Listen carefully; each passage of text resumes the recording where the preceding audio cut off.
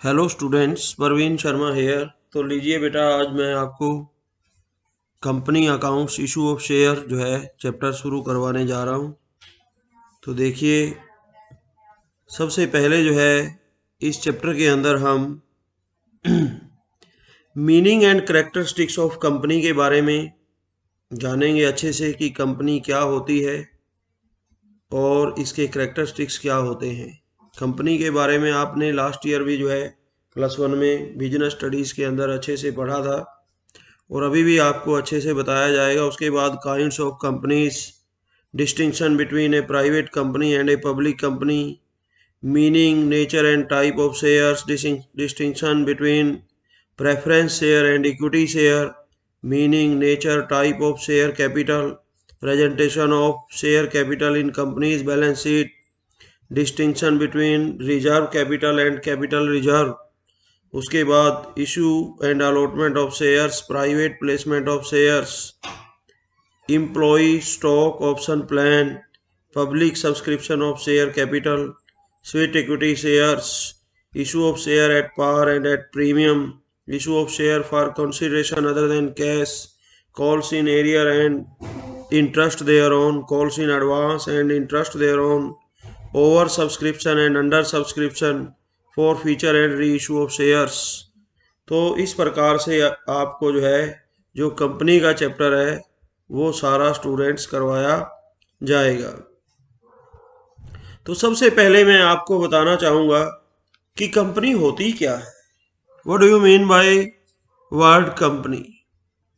एक company is a voluntary association of persons. Company क्या होती है? A voluntary association of persons form through the process of law for the purpose of carrying on some business. कानून की दृष्टि में एक आर्टिफिशियल पर्सन होता है कंपनी, जो पर्टिकुलर किसी बिजनेस को करने के लिए बनाया जाता है। यानी company is an artificial person created by law, having its perpetual existence and common seal. Its existence is only in the eyes of law. Company क्या होती है?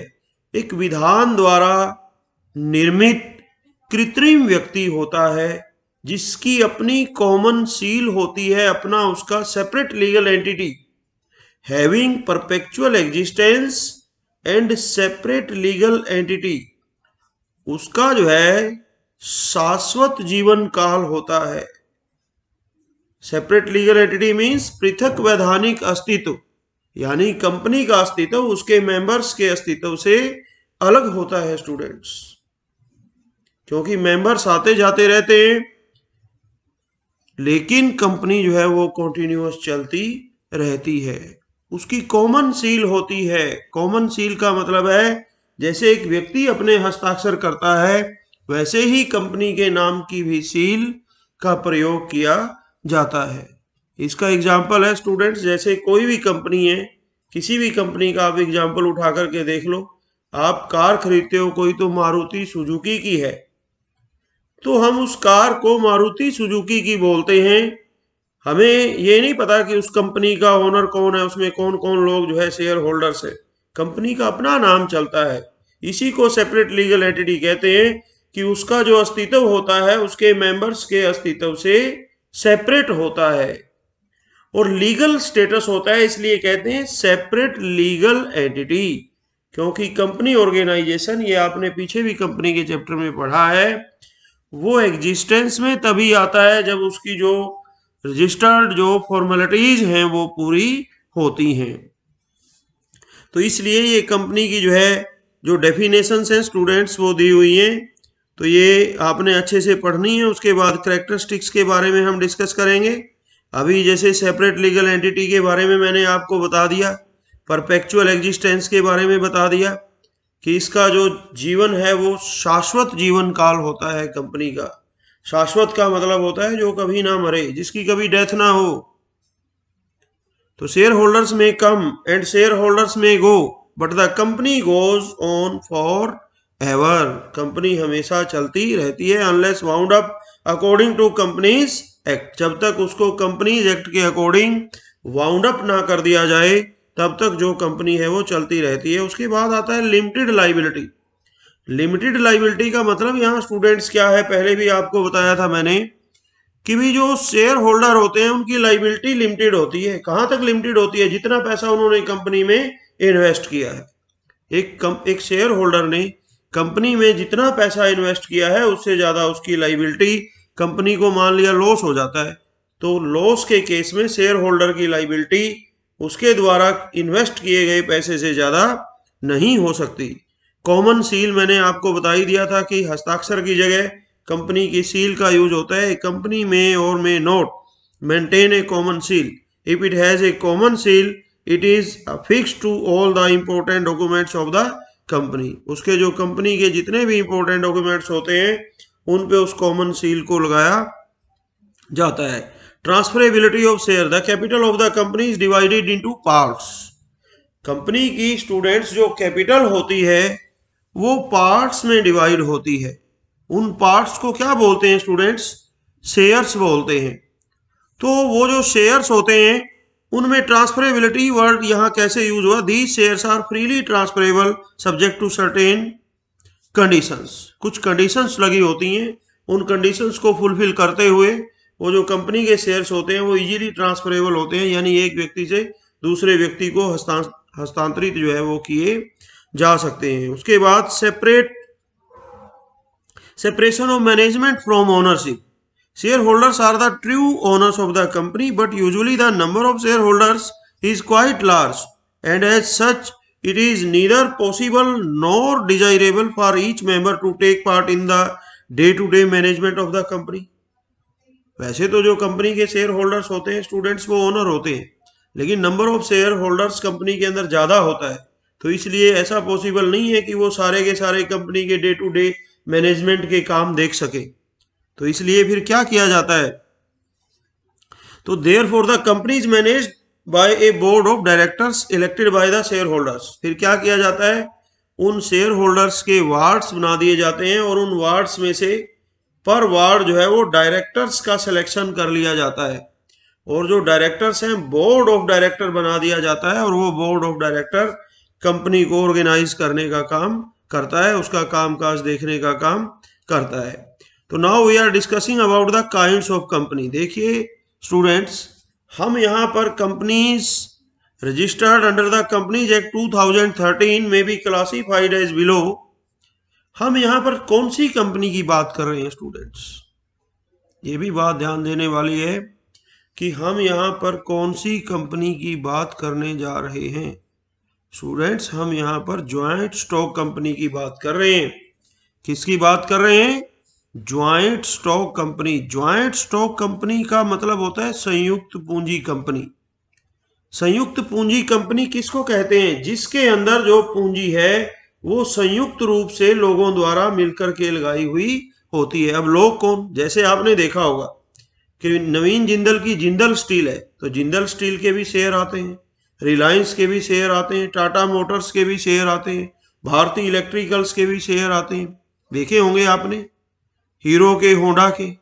तो इन सब के शेयर्स आते हैं। तो आपको देखो जो जिंदल है उस कंपनी का मेन मालिक है, लेकिन गवर्नमेंट का एक जो है रिस्ट्रिक्शन ज्वाइंट स्टॉक कंपनी पर होता है कि भी उसको ओनरशिप जो है वो ज्वाइंट रखनी पड़ेगी। उसमें आम पब्लिक से भी उसको जो है वो ओनरशिप जो है उसको रखनी, आम पब्लिक की भी रखनी पड़ेगी। उसमें आम पब्लिक का शेयर भी रखना पड़ेगा, तभी कंपनी को ज्वाइंट स्टॉक कंपनी कहा जाता है।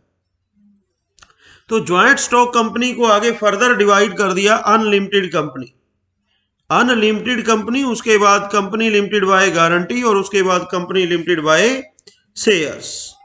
तो देखिए जो हम जिस कंपनी के शेयर इशू करेंगे बेटा वो लास्ट वाली है कंपनी लिमिटेड बाय शेयर्स। लेकिन मैं अभी आपको बता देता हूं कि अनलिमिटेड कंपनी किसे कहते हैं। Unlimited company is a company where there is no limit on the liability of its members. देखो वैसे हमने क्या कहा था कि कंपनी के केस में जो शेयर होल्डर की लायबिलिटी होती है वो लिमिटेड होती है, लेकिन अनलिमिटेड कंपनी के केस में शेयर होल्डर की लायबिलिटी अनलिमिटेड होती है। यानी अगर company, it means when A company suffers loss and the company's property is not sufficient to pay off its debts, so the private property of its member will be used to meet the claims of creditors.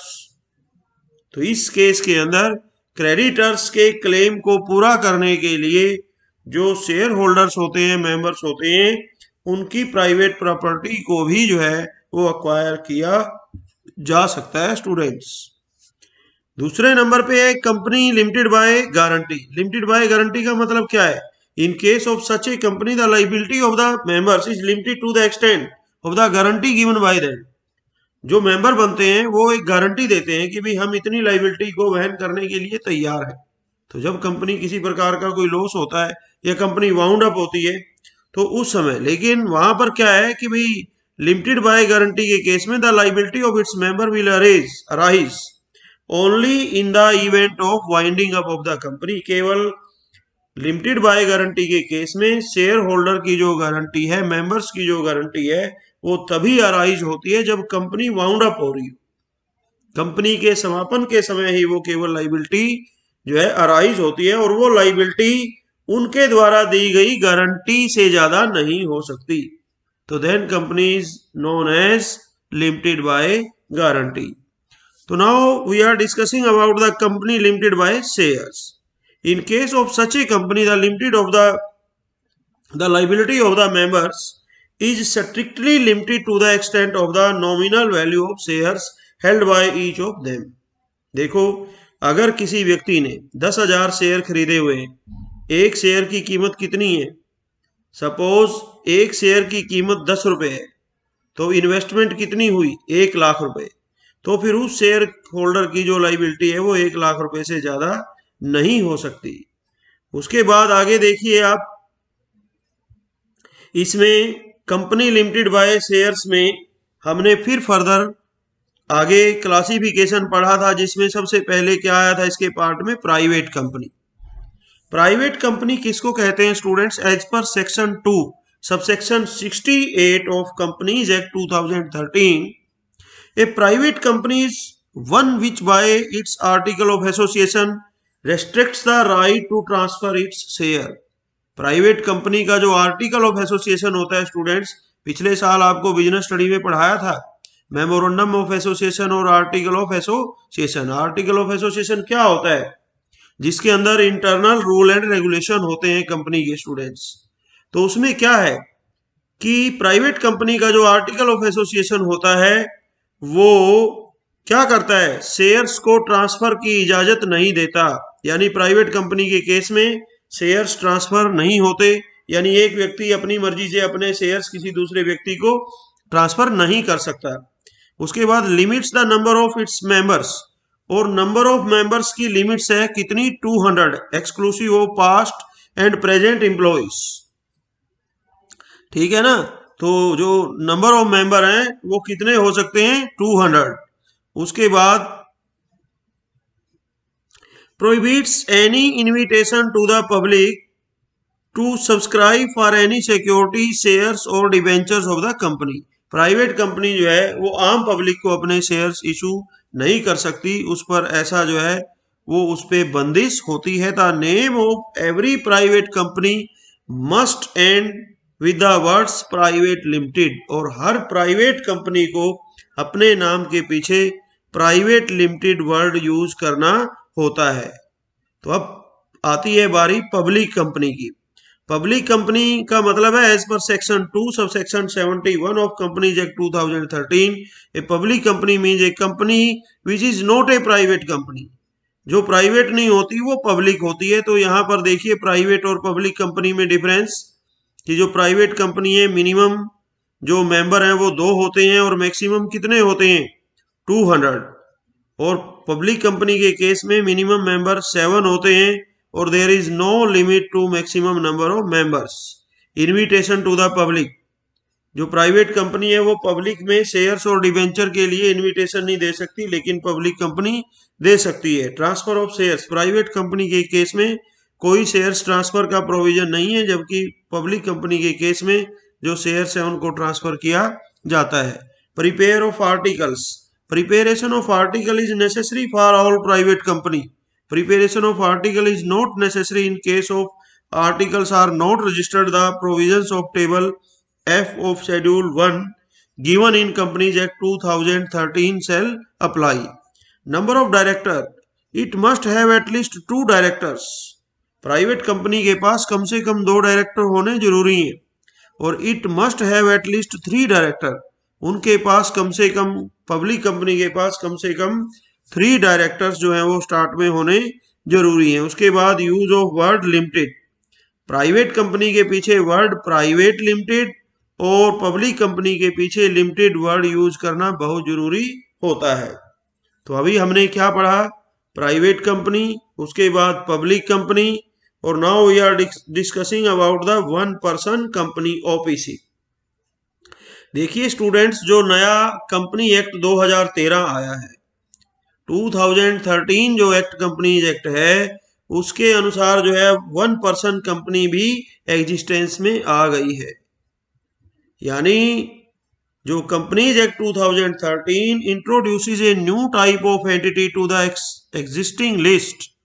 Apart from forming a public or private limited company, the act enables the formation of a new entity, 1 person company. 1 person company means a private limited company with only 1 person as its member. Section 2 subsection 62.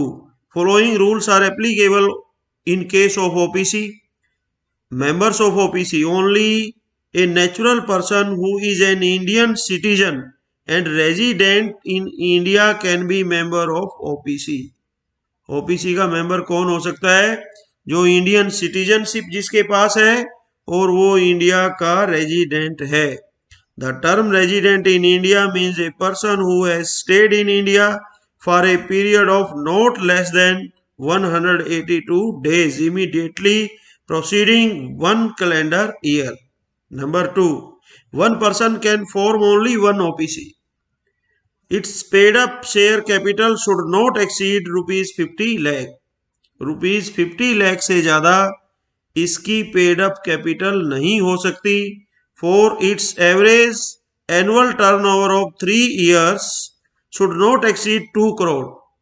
3 वर्षों का जो average turnover है वो 2 करोड़ से ज्यादा नहीं हो सकता। पर्पस एज पर रूल 3, ठीक है ना, as per rule 3(5) of the companies Incorporation Rule 2014, an OPC cannot be formed for charitable purpose. In other words, it can be formed for business purpose only. उसके बाद conversion क्या है? An OPC cannot convert itself into public or private company unless a period of 2 years. कोई भी जो OPC है वो कम से कम 2 साल तक OPC रहती है। 2 साल से पहले वो अपनी मर्जी से जो है वो कंपनी प्राइवेट और पब्लिक कंपनी के अंदर जो है वो शिफ्ट नहीं हो सकती। The date of its incorporation, अब 2 years has expired from the date of its incorporation and conversion into mandatory when the paid up share capital is increased beyond rupees 50 lakh और its average annual turnover during the relevant period exceed 2 crores। क्योंकि हमने 2 conditions और बताई थी, क्या कि उसकी जो पेड अप कैपिटल है वो 50 लाख से ज़्यादा नहीं होनी चाहिए। अगर उसकी पेड अप कैपिटल 50 लाख से ज़्यादा होती है तो वहाँ पर उसको प्राइवेट और पब्लिक कंपनी में कन्वर्ट होना जरूरी हो जाता है। और अगर उसका 3 सालों का जो एवरेज टर्नओवर है वो 2 करोड़ से एक्सीड कर जाए तो वहाँ भी उसको कन्वर्ट होना जरूरी हो जाता है। तो बेनिफिट्स इसके क्या हैं students? OPC is not required to include cash flow statement in its financial statements. The provision relating to calling of annual general meeting, notice for general meeting जो है, quorum for meeting, proxies etc. shall not apply to OPC। तो OPC पे ये rule जो है वो लागू नहीं होते स्टूडेंट्स। तो now we are discussing about word share. Shares क्या होते हैं बेटा?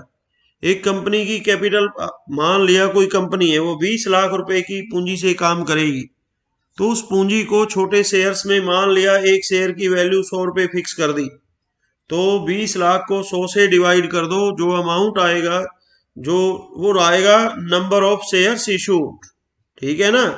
तो इतने शेयर कंपनी ने इशू किए हैं। तो यहां देखिए स्टूडेंट्स कि जो total capital of the company is divided into units of small denominations, तो each such unit is called share. For example, if the total capital of the company is rupees 50 lakh divided into 5 lakh units of rupees 10 each, अगर 50 लाख उसकी capital है total और एक unit की value 10 है, तो 50 लाख को 10 से डिवाइड कर दो, तो नंबर ऑफ शेयर्स इशूड कितना आया स्टूडेंट्स? 5 लाख। इसका मतलब जो है उस कंपनी ने कितने शेयर इशू किए हैं? 5 लाख शेयर्स इशू किए हैं। नेचर ऑफ शेयर के बारे में डिस्कस करेंगे। The share of a company are movable property transferable in the manner provided by the article of association of the company. Share of a company are treated as good under the goods under the sales of goods act 1930। तो these can be bought sold जो है हाइपोथिकेटेड जो है and वीकेटेड। तो इसको क्या किया जा सकता है स्टूडेंट्स? इनको खरीदा और बेचा जा सकता है। उसके बाद है क्लासेस, काइंड्स और टाइप्स ऑफ शेयर है। प्रेफरेंस शेयर्स और इक्विटी शेयर्स, दो प्रकार के शेयर्स कंपनी में रखे गए हैं। जो प्रेफरेंस शेयर्स होते हैं स्टूडेंट्स वो क्या होते हैं? Preference shares are those which carry the following two rights. Number 1, they have a right to receive dividend.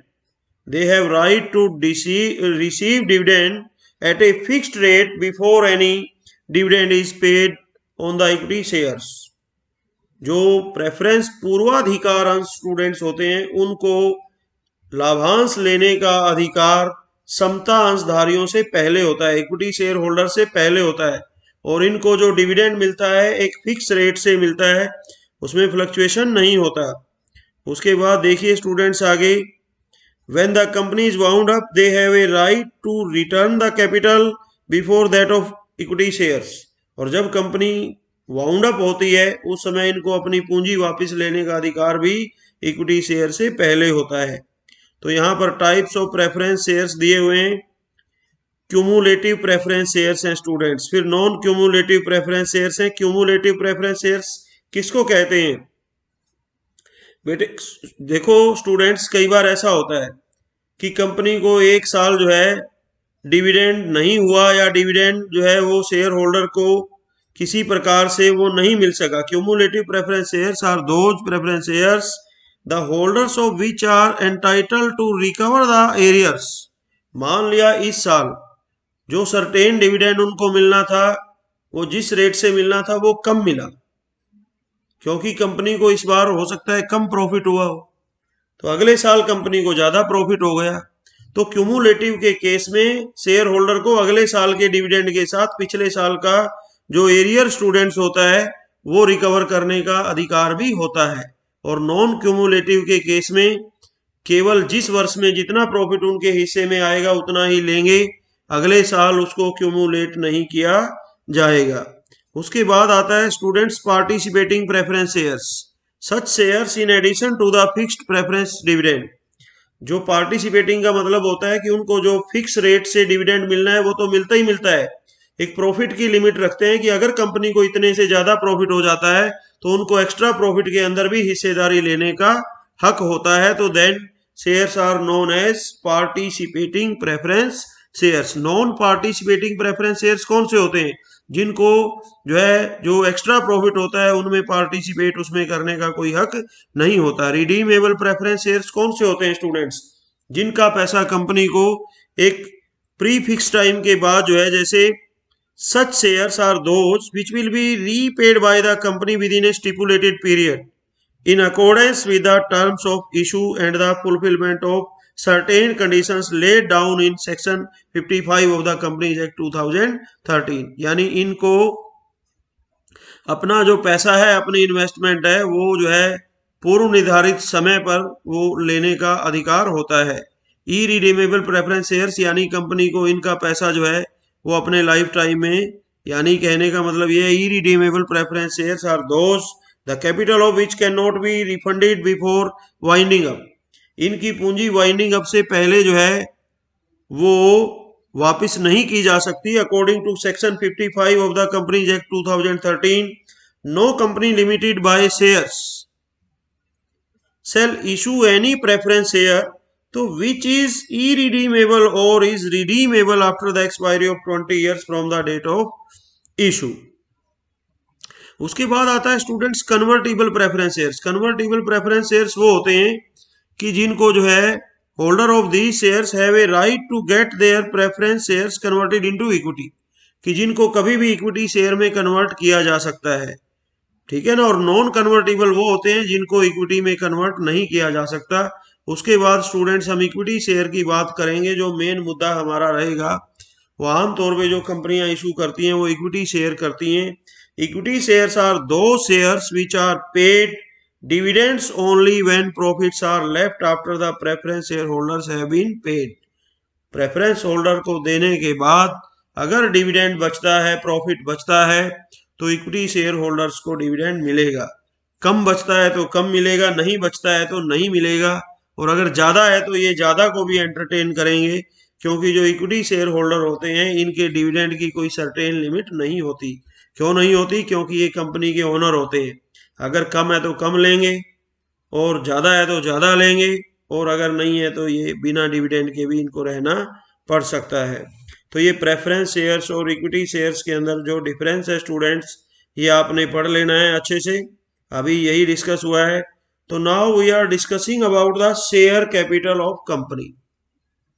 देखो, आमतौर पे जब हम बिजनेस करते हैं तो उस बिजनेस में जो लगा पैसा होता है उसको हम कैपिटल कहते हैं। But in case of company organization, capital is known as share capital, because capital is in case of company, capital जो है वो क्या होती है? डिवाइडेड इनटू स्मॉल शेयर्स या नंबर ऑफ शेयर्स। तो शेयर्स में स्टूडेंट्स वो डिवाइड होती है, इसलिए जो है कंपनी को, जो कंपनी की जो कैपिटल होती है उसको शेयर कैपिटल के नाम से जाना जाता है।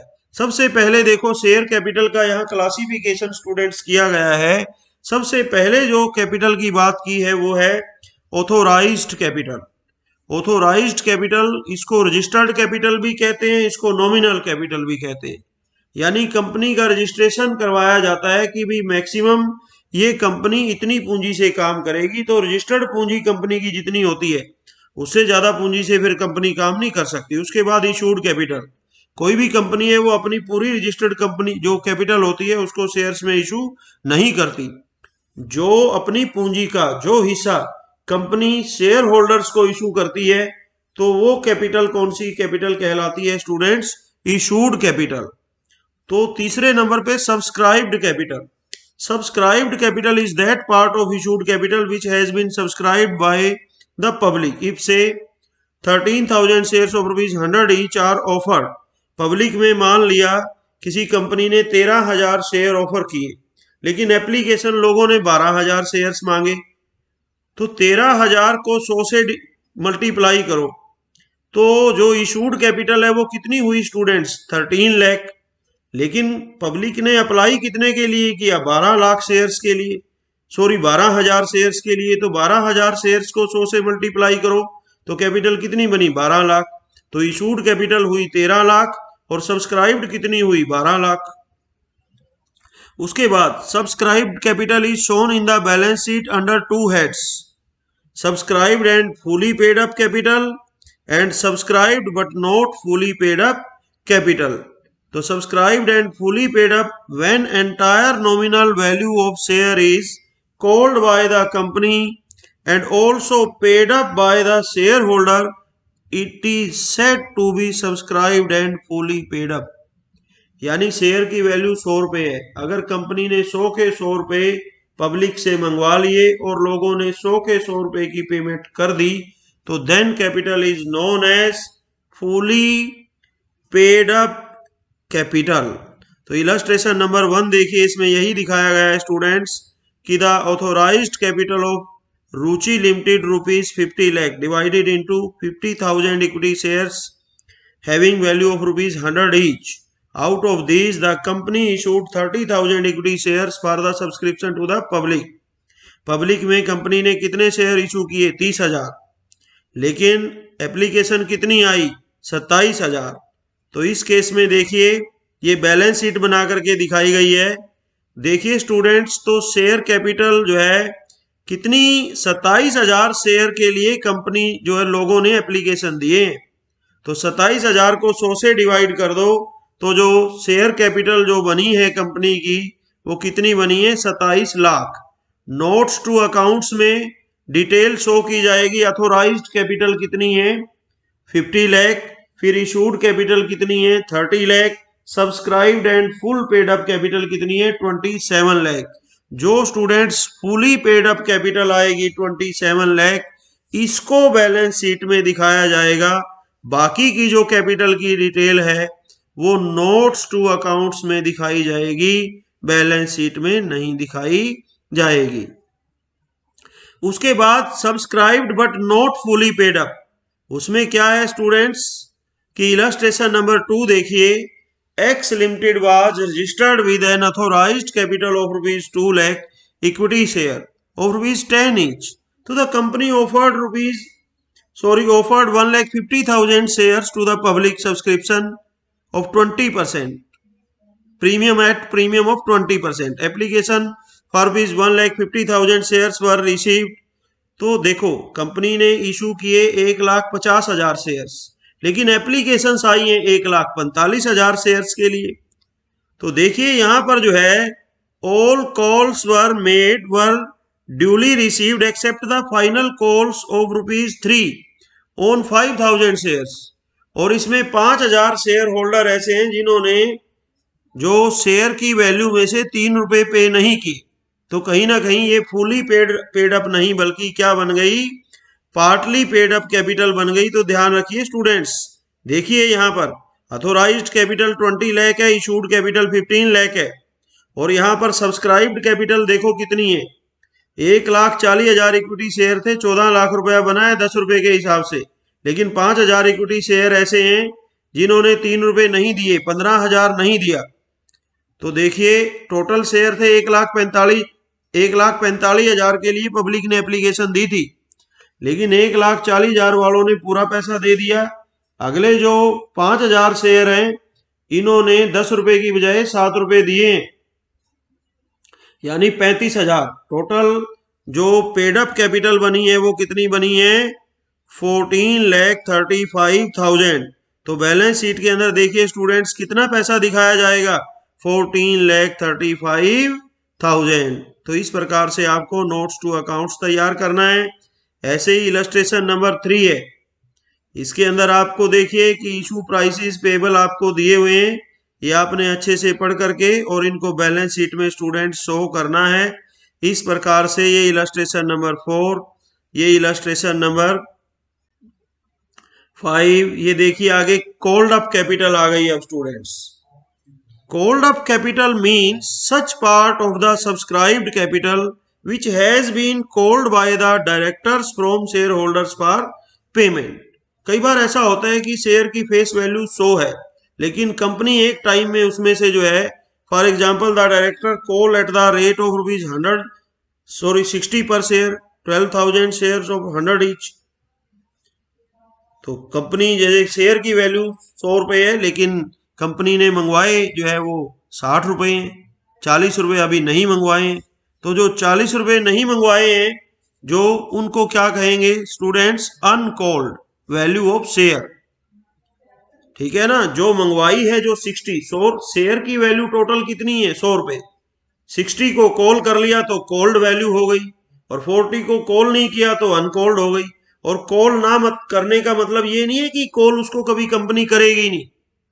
जो अनकॉल्ड वैल्यू है, कंपनी जो है उसको, उस पैसे को कंपनी रोक करके रख लेती है, ताकि वो जो है जब कंपनी जो है ठीक है समापन के समय वो अनकॉल्ड वैल्यू जो है वो फर्दर कंपनी के काम आ जाती है। तो वो आपको पढ़ाएंगे आगे कि ये जो ₹40 अनकॉल्ड अमाउंट है कंपनी इसका क्या करती है। उसके बाद पेड अप कैपिटल स्टूडेंट्स, तो the term paid up capital का मतलब होता है कि कंपनी ने कॉल किया अमाउंट जितना। तो जरूरी नहीं है कि कंपनी ने जितना पैसा कॉल कर लिया शेयर होल्डर सारे को पे कर दें। कुछ ना कुछ लोग ऐसे होते हैं बीच में जो कहीं फॉल्ट कर जाते हैं, वो पूरा पैसा नहीं दे पाते।